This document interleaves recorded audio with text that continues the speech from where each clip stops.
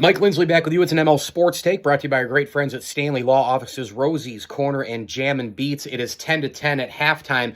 Bills and Chiefs in what has really been a defensive game. Neither team scored in the first quarter. Both teams scored 10 in the second quarter.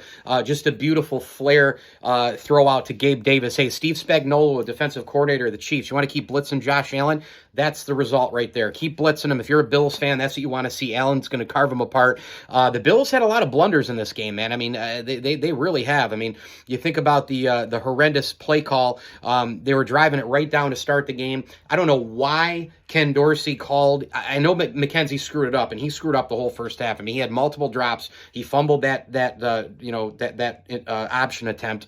But why are you calling that? I mean, Devin Singletary's running the ball extremely well. You can get Stephon Diggs open at any time, Gabe Davis open at any time. You can get Josh Allen out of the pocket anytime. And they go with, I mean, that kind of a play. They elect to shovel option to McKenzie. Why? What is that? So that was a turnover. The officiating's been horrendous. I mean, there were a couple drives ago, the Bills, they had multiple holding calls. I didn't think either of them were holding calls at all. We'll see what happens with Spencer Brown, the right tackle of the Bills. He went out, and Quessenberry is now in. Patrick Mahomes was really, really good except for the one pick. He threw it in traffic. That was a really, really bad play. Great awareness by Kaiir Elam. He kind of went up, and this is how physical the guy is. He goes up with one arm and literally pulls it down. He almost claws it in and got an interception. He's been great, Kaiir Elam. He's really figuring some things out in the defense. Josh Allen, again, is nearly perfect in this football game. Seriously, 13 of 23 for 180 yards and a touchdown, and he's also run the ball for 21 yards on 6 carries. I mentioned Singletary, 10 carries at 76 yards. Wow. I think the game plan, though, for the Bills, I mean, you're tied. The Chiefs get the ball to start the second half.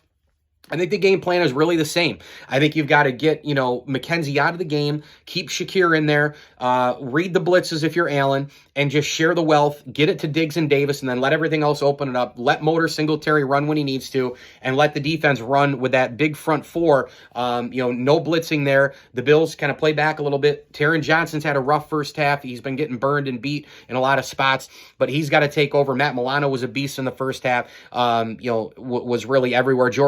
Von Miller had a sack in this game.